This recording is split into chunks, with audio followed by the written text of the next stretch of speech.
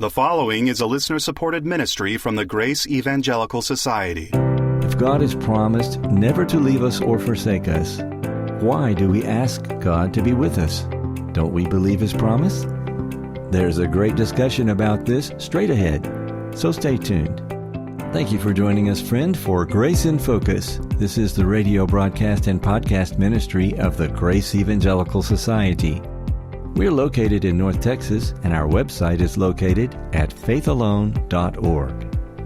Our annual national conference is coming up, and we want you to be there with us.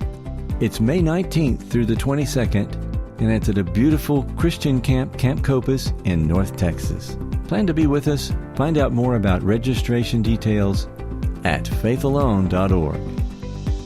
Now with today's question and answer discussion, here are Bob Wilkin and David Renfro.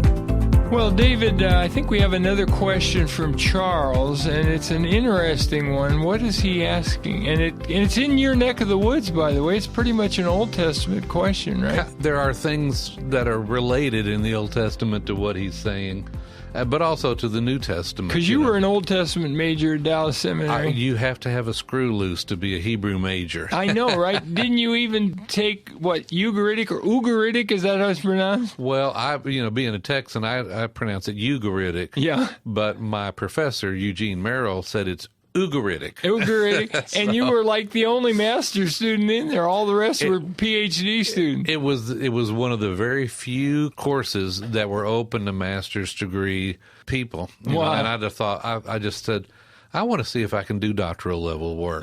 So it was just kind of a weird thing that I did. That's good. But I'm very glad I did it because I had Dr. Merrill for a professor, one of the most gracious people I've ever met. And he's a friend of yours. I got to renew my friendship with him a few years ago, and we've been friends ever since, and I treasure every moment with him. That's great. That's great. So what's Charles' question here? Charles' question is essentially, why do we ask the Lord to be with us when He already is?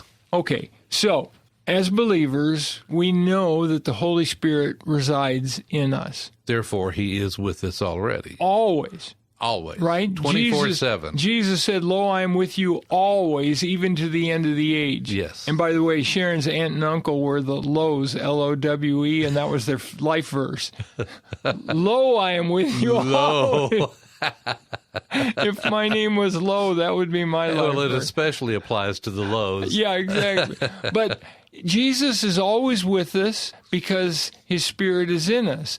But then the question is, what does it mean in the Old Testament? Aren't there lots of examples in the Old Testament where the psalmist or other people will ask God to be with them, and they don't mean in them, they mean something else? Well, it can be of a wide variety of things. It could be like David, in some of the Psalms, he's asking the Lord, deliver me from death. There's people surrounding me with bows and arrows and spears. Deliver me. Be with me. That is the implication. And we know that because he was a man after God's own heart, that God was already with him. Right. But he was asking for him to be there. Yeah, and you talked about acknowledgement and thanksgiving. How do those tie in with me? Well, one of the worship words, there's a lot of them, especially in the Psalms, but it's used other places. But there are words concerning worship, and one of them is normally translated thanksgiving. And the word really, it comes from the Hebrew verb to know. Ah.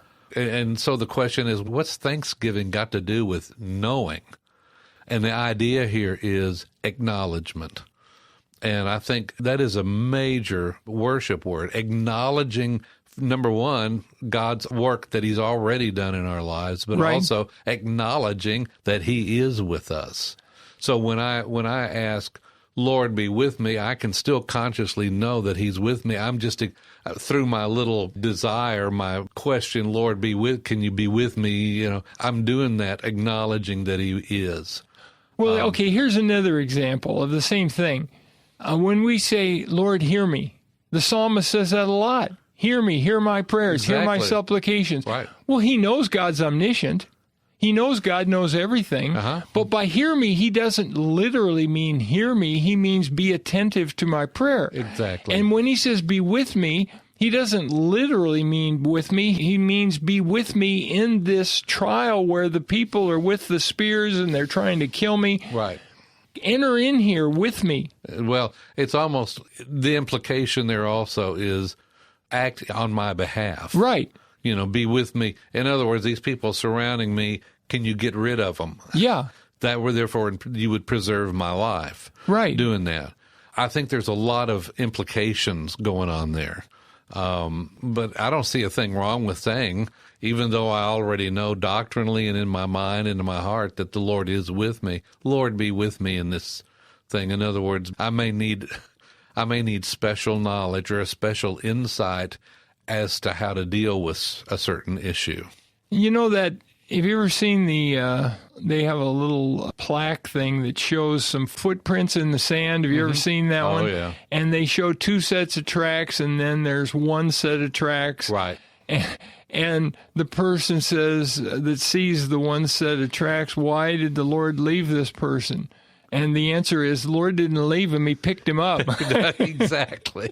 And he carried him, right? That's right. And so when we're going through hard times, the Lord often intervenes, but our request for him to intervene is an important part of the process. It's coming. It'll be here before you know it. What am I talking about? The Grace Evangelical Society's National Conference 2025, May 19th through 22nd at Camp Copus, an absolutely beautiful campground in North Texas, right on the lake with lots of recreation, great food, a great place to stay, wonderful fellowship, and wonderful free grace Bible teaching. Information and online registration now at faithalone.org/events. First-timers waive registration fees. faithalone.org/events. I think also what's going on, and I get this from the Psalms also, is when we go through those hard times, we lose perspective. We forget, what we normally believe, or if we're going through really difficult times, it does, on the emotional side of things, that the Lord is not with us. So that may cause somebody to say, Lord, be with me, but in that case, it's a loss of perspective. You need a reality check. Yeah, I mean, I love Psalm 73, and the Asaph, the writer of that psalm, his problem, I won't go into all that, his whole sermon, and we don't have time for my sermon. I'm a little wordy sometimes. Essentially, what Asaph's problem was is he lost perspective as to who God was and how he worked. And once he found it, he says, now I know what's going on. And what I love, toward the end of the psalm in Psalm 73, he says, that the nearness of God is my good. Wow. And there's nothing else on heaven I want, nor on the earth. That toward the end of that psalm, talk about Bible verses that ought to be memorized. Yes. Far from you, there's nothing else on the earth that I long for. Wow. It's for your presence. And he does that in, on the earth and in heaven, everywhere. No matter where Asaph was, the nearness of God was his good. And you're saying Asaph was talking in Psalm 73 about perspective, having the right view of life? Well, and what's going on in his life, what he saw, just to summarize it, what he was seeing in the culture that he lived in did not jive with the teachings of the Old Testament. Gotcha. And he was going, now what in the world is happening here? Is God not able to do it? In other words, he lost his perspective. And then I get the idea that he went into the temple or into the tabernacle because he was essentially David's choir director. Yeah. And he got his perspective because, in the middle of the psalm, he goes, now I know they're in these evil people that seem to be successful and the Lord's allowing them. Now I know. Okay, that's so good. Wouldn't you say, this is my thinking anyway, that the key to the Christian life, and this would have been true to the key to the believing life during the law of Moses, during the time of Asaph and King David, the key is mindset. Right. Romans 12:2, don't be conformed to this world. Okay, how do I not be conformed to this world? By being transformed by the renewing of your mind. God changes my mind, my, using your word, perspective. Right. Same thing in 2 Corinthians 3:18. We all with unveiled face, beholding as in a mirror the glory of the Lord, are being transformed by the work of the Spirit, right? Yeah. And by the way, that passage, 2 Corinthians 3:18, alludes to an Old Testament text where we're told that when Moses would go into the tabernacle and meet with the Lord, his face would shine. Mm-hmm. And so he took to wearing a veil because he didn't want people to seeing the decreasing brightness of his countenance. Mm-hmm. And he's saying, no, we don't have a veil over our face when we come before the Lord. But when we come before the Lord, it's through the medium of his word. Right. And so as his word impacts our thinking, well, then that changes our behavior. And by the way, that's why free grace theology is so important.